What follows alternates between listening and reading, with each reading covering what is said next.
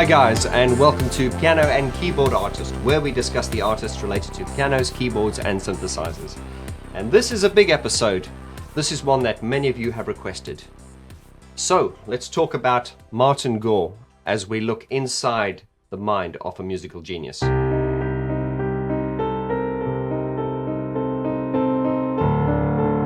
Martin Lee Gore was born on the 23rd of July 1961, which makes him 58 years at the time of the filming of this video.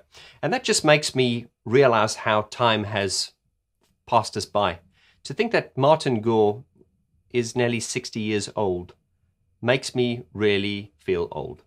Martin Gore is the flamboyant, soft-spoken, and there are so many words I can use to describe him, but he is essentially the genius behind Depeche Mode. And now if you've been on this channel with me since the beginning, you will know we have spoken about Depeche Mode in excruciating detail. We started off with the first video being, what is Depeche Mode like since Alan Wilder has left? And we've had a lot of debate on that. Some of you feel, well, most of us feel that Depeche Mode has definitely lost something since Alan Wilder has left. We also asked the question, what does Fletch do within the band? And more so, what is his role on the stage? Whereas a lot of us just see him clapping, I try to point out in my one video that he is indeed doing something. We talked about Peter Gordino's addition to Depeche Mode as a live stage keyboard player, a session muso, essentially to replace Alan Wilder, really just for the live performances. And in that video, we once again sparked a debate, and once again, people in the community here had mixed reviews. Some people were very for him, some people very against him, and then of course there were those that were on the fence.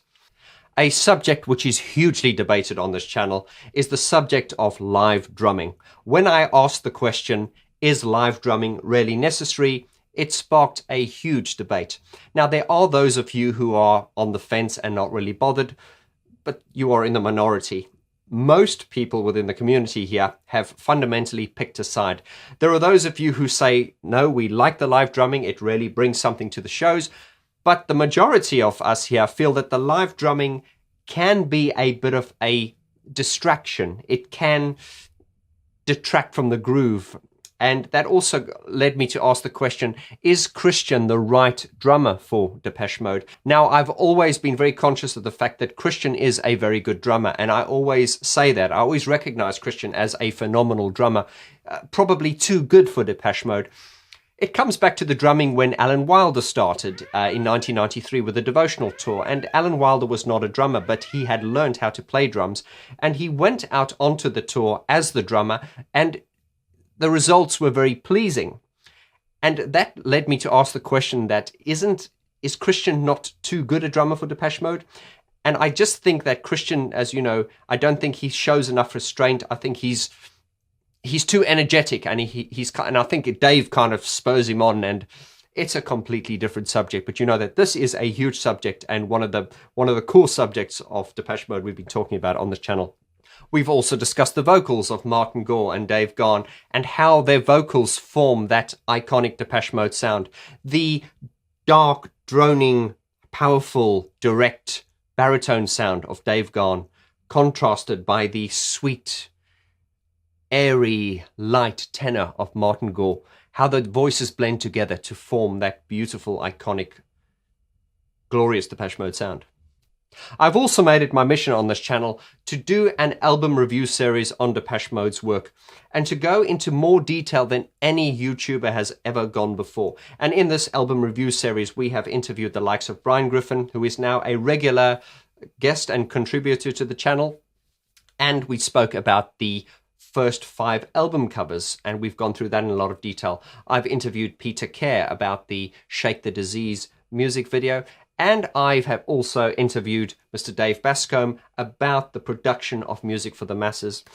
Now, with all of those videos under the belt, with all that in-depth discussion, it's made me realize we have never done a video dedicated to Martin Gore. And let's just face it, Depeche Mode, I always talk about not being a band, it's more like an institution. The more we dig into it, the more we find the more layers we find. But let's understand that the greatness of Depeche Mode and the success and longevity of Depeche Mode is down to many, many factors. But there is one thing that nullifies everything, even Alan Wilder's production. That is Martin Gore's songs. The song is the god. I always refer to songs as the god. Of any production, the song is everything. Everything else is just ingredients and style and delivery. The song is everything. Depeche Mode would not have been successful as what they are today if it were not for Martin's songs. And I will debate anyone on that subject. Remember, there are many reasons what makes a band successful, longevity and all these things, but it fundamentally comes down to the songs. It's all about the song. It is the foundation on which everything rests. If you don't have the song, you don't have anything. Now, Martin, we know, is a very soft-spoken, shy kind of guy. And I believe that his shyness has caused him problems in life.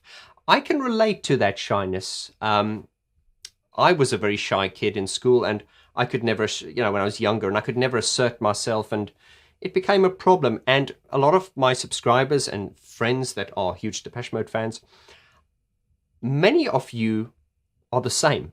And I find that a lot of Depeche Mode fans are quite similar.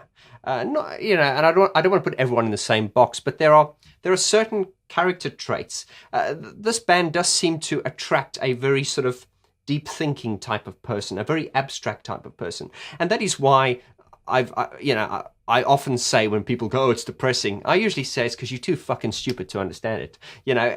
I would go as far to say that. Now, when I talk about Martin Gore's inability to express himself being a problematic character trait, it has really. And I mean, if we all know that Fletch is kind of like the mouthpiece for Martin. Fletch is the guy who, when Martin is feeling upset and cannot express himself, Fletch will go up and say, "Okay, what is it you want, Martin? What is it you want, Martin?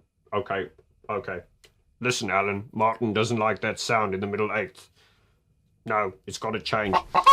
I think, obviously, if we fast forward to the present date, I've talked about how, take the 101 tour, when you watched Martin singing songs.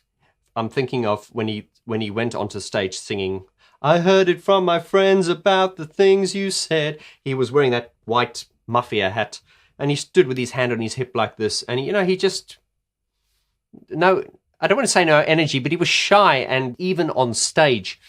But you look at him now, he jumps around and he really goes for it. So he's really come out of his shell. But talking about his character flaws, and I don't mean that in a bad way, but his inability to express himself and his shyness really gave us the great body of work. I'm thinking of Shake the Disease. Shake the Disease, really, if you listen to the song and the lyrics, it is really a song about one's inability to express oneself. "Here is a plea from my heart to you. Nobody knows me as well as you do. You know how hard it is for me to shake the disease. It takes a hold of my tongue in situations like these." And with that said, I am busy doing a Shake the Disease special. Part 2 is coming out next week, so be sure to watch that. But Shake the Disease is an example of shyness. So, and there are too many examples to go into, but often you will find that with great artists, their flaws and their insecurities become their greatest asset with the songs. Songs like Shake the Disease, and of course there are many others, are a manifestation of Martin's shyness. I get the idea that Martin is really shy, and what he cannot tell you in person, it'll come out in a song. And soft-spoken and shy. And I met Martin Gore back in 2001 when I was working in a music retail store. You guys have been asking me to do a video about that meeting with Martin Gore. I sold him some musical equipment, and I will, but I figured that'll be a good video to do soon after this one.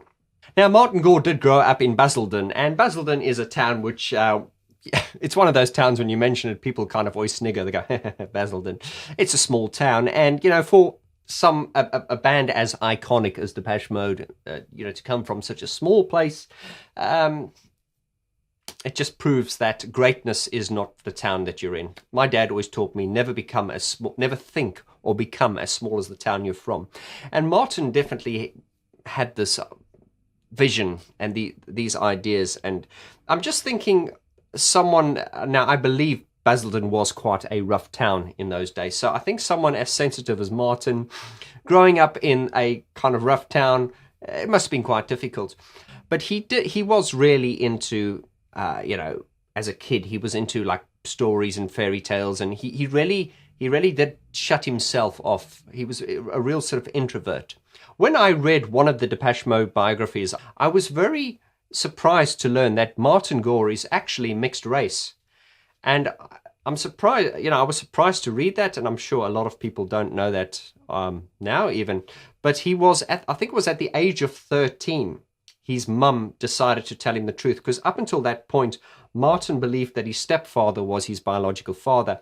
And from what I've read and what I've heard, I believe that the reason Martin's mum only told him the truth at the age of 13 was to prevent Martin from getting any racial abuse, and which I found really sad reading at the time. And it just made me realize that, we live in this world where you have to hide what you are to not be abused by the people. Sad but true, but a completely different subject. But it turns out that Martin's biological father was an African-American soldier which was stationed in the UK at the time. And that's a very interesting story that I think a lot of people don't know. Now, I believe around about the age of 12, 13, Martin Gore got a acoustic guitar for his birthday, or as a present. He basically locked himself away with that thing, and that's where he became obsessed with music. And this is where it all started. And I believe the song See You was written by Martin when he was only 14 or 15 years old. So I think that a lot of those initial ideas started at that early age. And I think he learned by look, Martin is not classically trained. I remember this was one of the questions I asked him when I met him many years ago. He's not classically trained. He hasn't had vocal lessons. He hasn't had guitar lessons, piano lessons, nothing. He is completely self-trained. And when you look at some of his music, which I'm going to run through now, that is very, very amazing. What is interesting is when I play Depeche Mode's music, and me, guys, I myself am not musically trained. I've never had a lesson in my life. And so I love, when I've mentioned this before, when I take these songs, I have friends who are like grade 8 pianists and, like proper schooled musicians. And I love demonstrating these songs to these people who are, who have a proper musical background, and asking them about the questions. And very often, a lot of the people that are on this high musical level, when analyzing Depeche Mode songs, will say, one thing they usually say is, they're beautiful, but they're a bit weird. And a lot of the things that Martin does with his songs, they're very unconventional, very left field, very unusual. I've coined the phrase agorism, and agorism is something that Martin does in his songs that is so distinctly Martin. And now I'm going to demonstrate some of the songs to you, I'm just going to flow through them just to show you some of the melodies that are in his mind. And once again, just on the piano, so we're not distracted by the synthesized sound. Now, I'm very conscious of the fact that when I demonstrate these songs to you as Martin's songs, I have to bear in mind that Alan had input into these songs.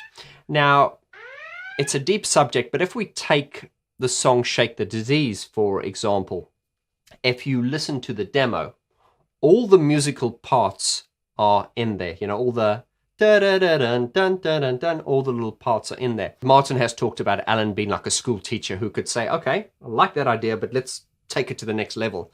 And that is something they've lost since Alan has left. But let's run through some of the songs just to show you the brilliance of Martin.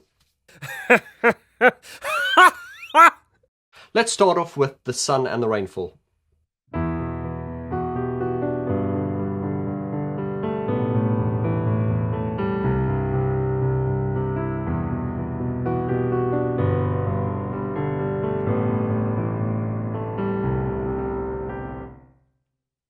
Simplicity is beautiful. Shake the Disease is always a fan favorite.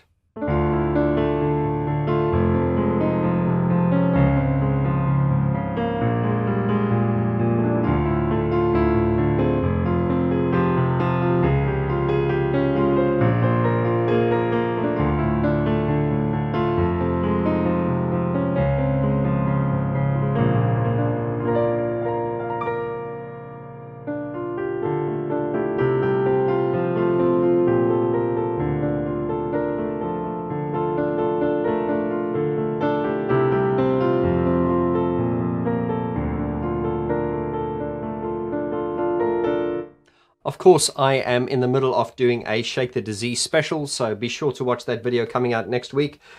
Once again, I'm conscious of the fact that a lot of these compositions Alan Wilder had an input in.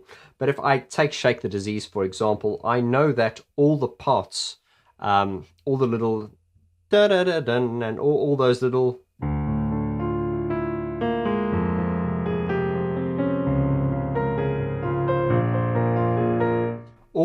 parts were present on Martin Gore's demos, which made me realize that all the essence, you know, all those ideas were from Martin. It does vary a little bit if you take a song like Walking in My Shoes. If you listen to the demo, although the fundamental idea is there, obviously without all the sort of the atmosphere and the great Alan Wilder landscape sound. But something that is also missing in the Walking in My Shoes demo is the melodic part, which is the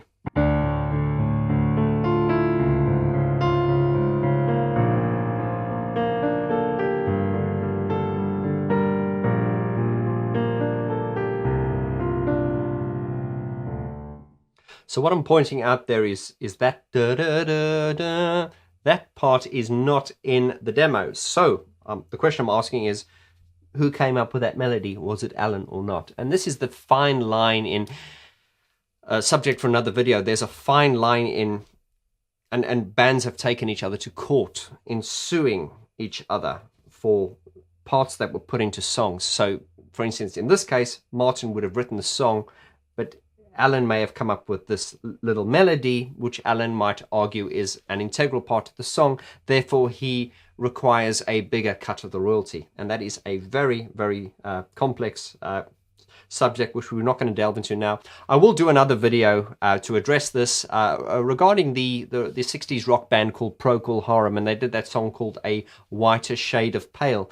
And there was a legal battle several years ago where the organ player took this, took the singer to court because he argued that the organ lead part on A Whiter Shade of Pale is as iconic as the song, and they went into a legal battle. But anyway, that is something completely separate.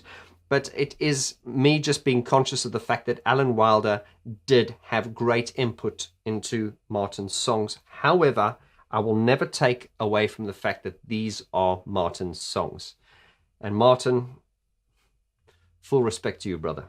Now, illustrating on that term, which I call agorism, which is really a chord that kind of comes in that you go, oh, I wasn't expecting. Let's look at that on Walking in My Shoes. On the melodic part, you've got that. Now that it's so unconventional. A more conventional way to approach that part would be this.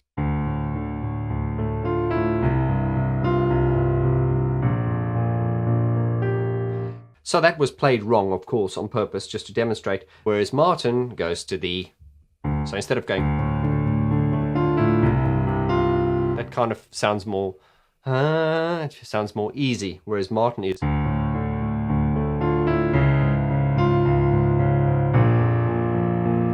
It just gives it that more, and that's what I call agorism. It's that clash of notes, or that unsettled feeling where that note is, oh, that I wasn't expecting that. We see that in so many of these songs. Once again, if we take Never Let Me Down Again.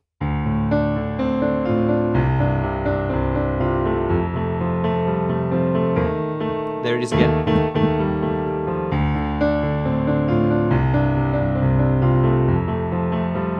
Yeah.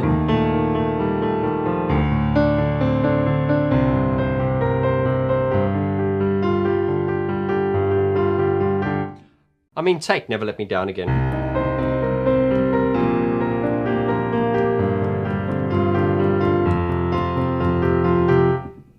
It's melody, beautiful melody, and under that you've got...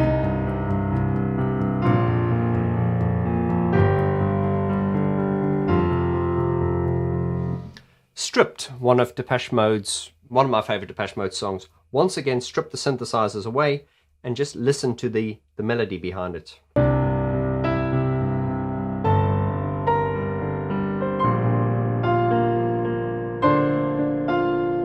Did you see the Goreism there? Here it is.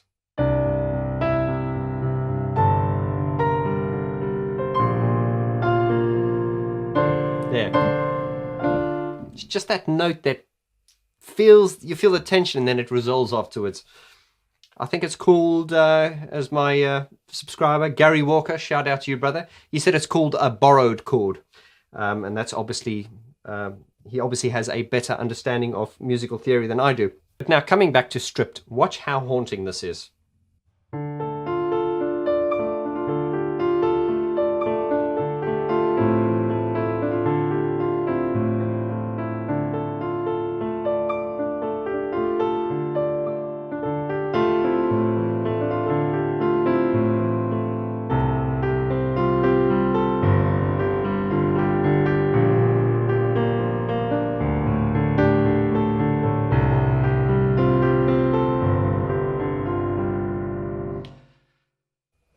You see, take away all the synthesizers and just play it on the piano.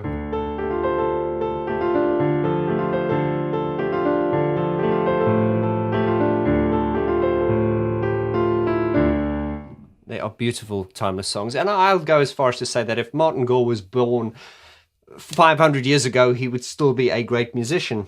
He probably wouldn't write the same songs, of course he wouldn't, but there would still be that genius. It would just be, you know, presented and projected in a different way.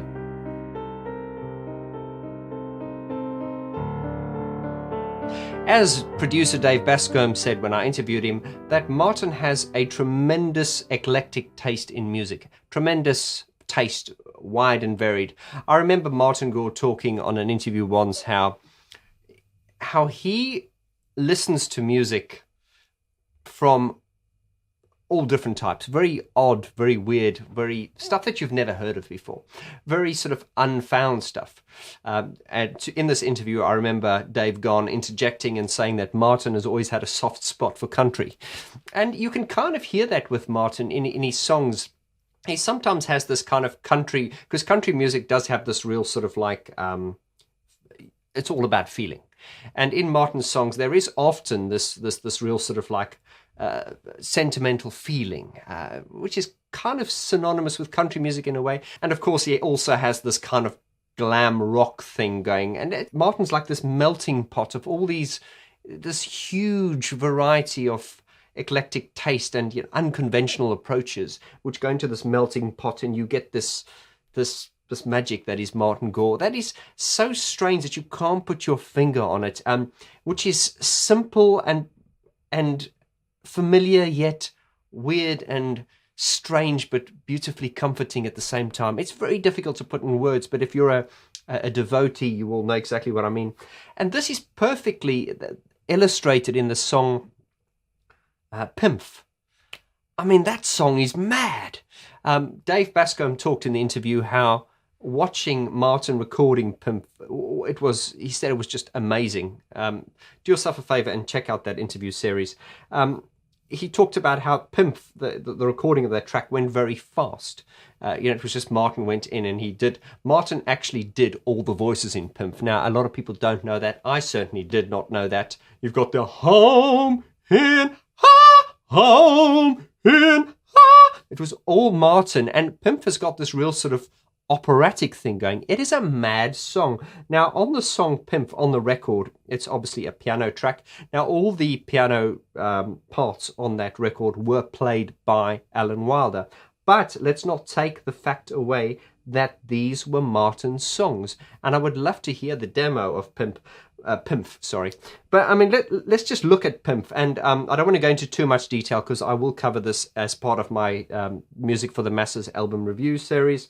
But if we look at Pimp, it's really some simple ideas which loop and loop and loop, and you know, the production adds and adds. But let's just focus on the melody of Pimp.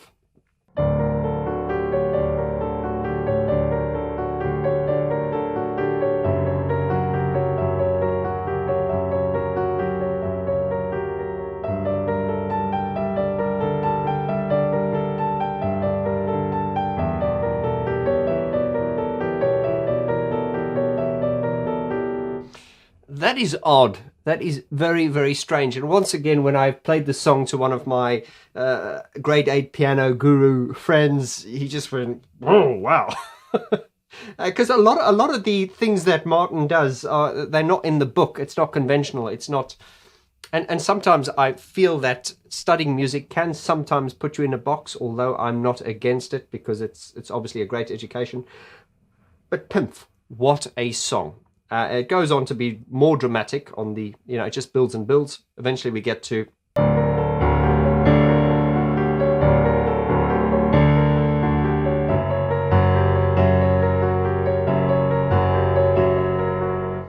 And we know the rest, but I'm going to go into detail in that in my album review series. If we take weird, strange, beautiful melodic music, I'm thinking of Stjärna. Forgive my pronunciation. It's a Swedish word for star. Listen to the melody.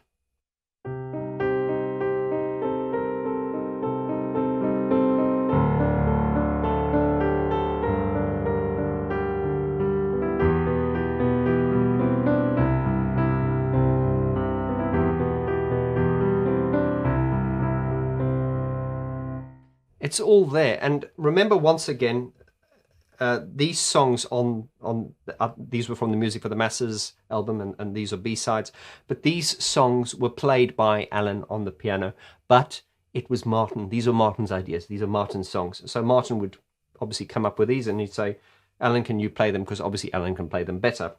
But I will never take the fact that these are Martin's ideas. Agent Orange.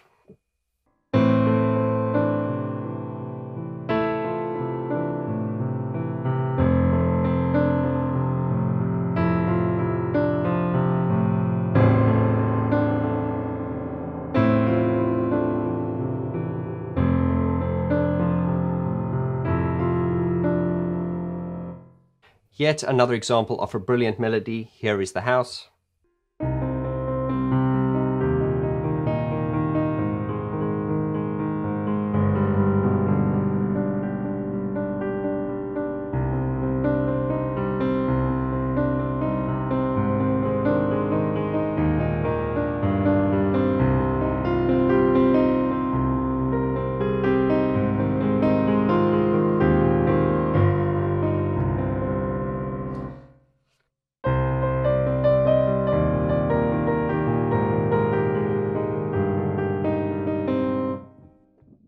It's all there. People are people.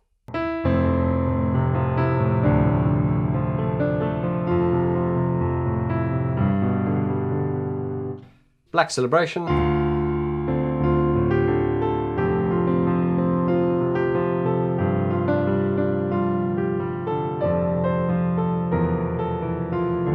See, there's that clash again, that Gorism. Here it comes.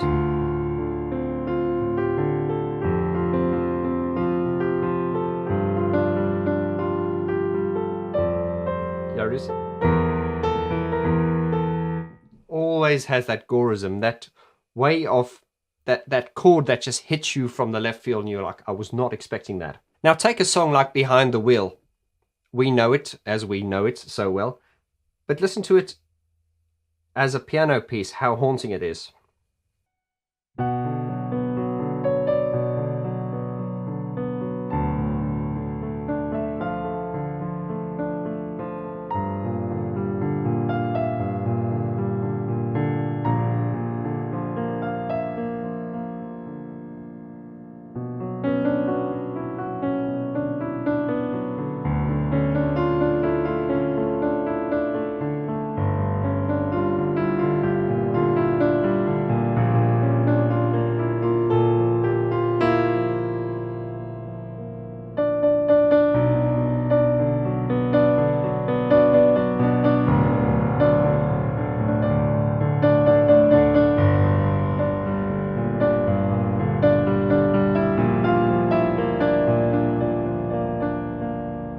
I will go into that in more detail in my album review series. But these songs are just so great with or without the electronics.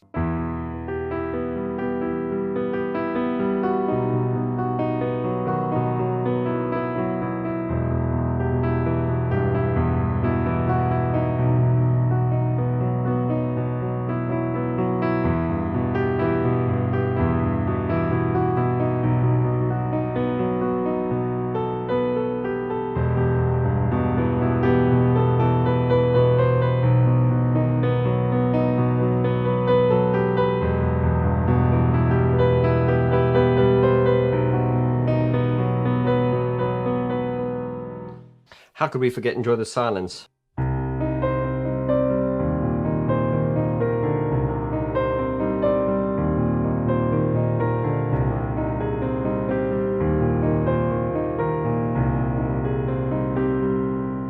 I love how that song starts with that guitar riff playing the part I've just played to you, and then later on there's the melodic part, which is similar to that guitar riff, slightly different, but then the bass notes change. So it'll go from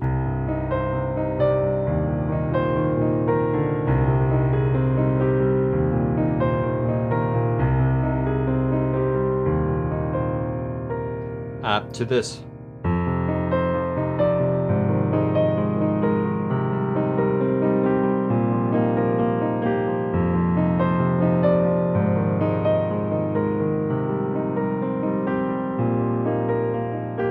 And then back to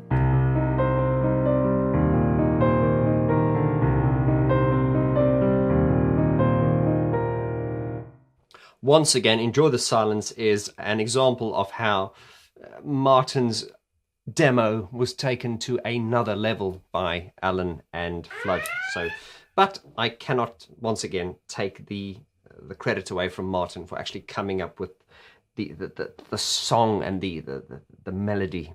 And of course, Alan would just, through his genius, add that his interpretation to take it to the next level. But the songs all stem from the genius mind of Martin Gore. Now, as I'm sitting here filming this, I'm realizing we could go on forever, and there are so many great melodies. I'm thinking, how about this one? How about this one? But I'm going to leave you with this one.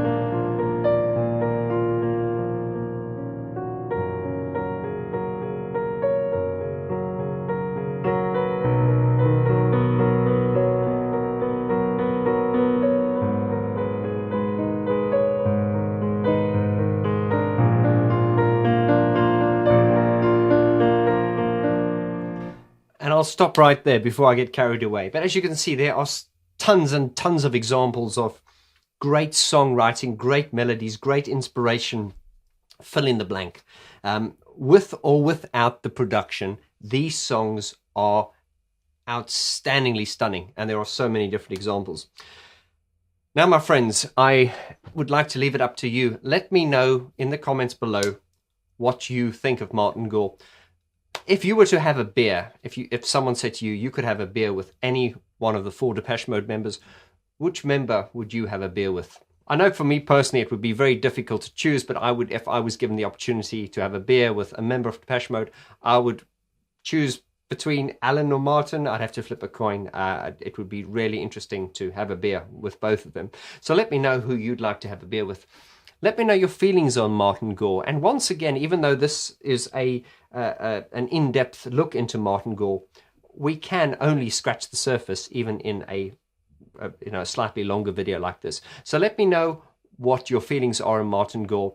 Do you agree with me when I say that his songwriting is almost, I don't want to say it's undervalued, because I mean, you know, Depeche Mode have done well, and I think there are people out there who really are undervalued. But I think what I want to ask you as a fan is, do you think, you know, when you talk about Depeche Mode, do you think that Martin gets enough credit within Depeche Mode, or do you think his songwriting is sometimes a little bit overshadowed by the other aspects of the band?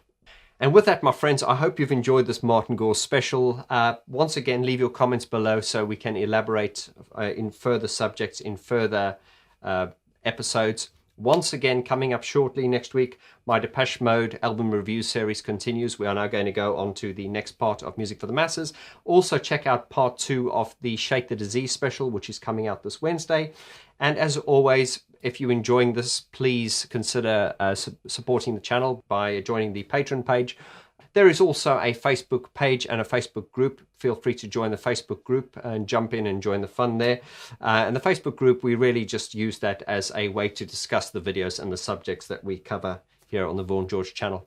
But my friends, I would like to thank you, as always, to those of you who have been with me from the start, and to those of you who have just joined. Please hit that subscribe button, like, share, and make yourself welcome in this positive and welcoming community. And guys, with that, I leave you to it, and I look forward to seeing you on the next video. Take care of yourselves, and adios.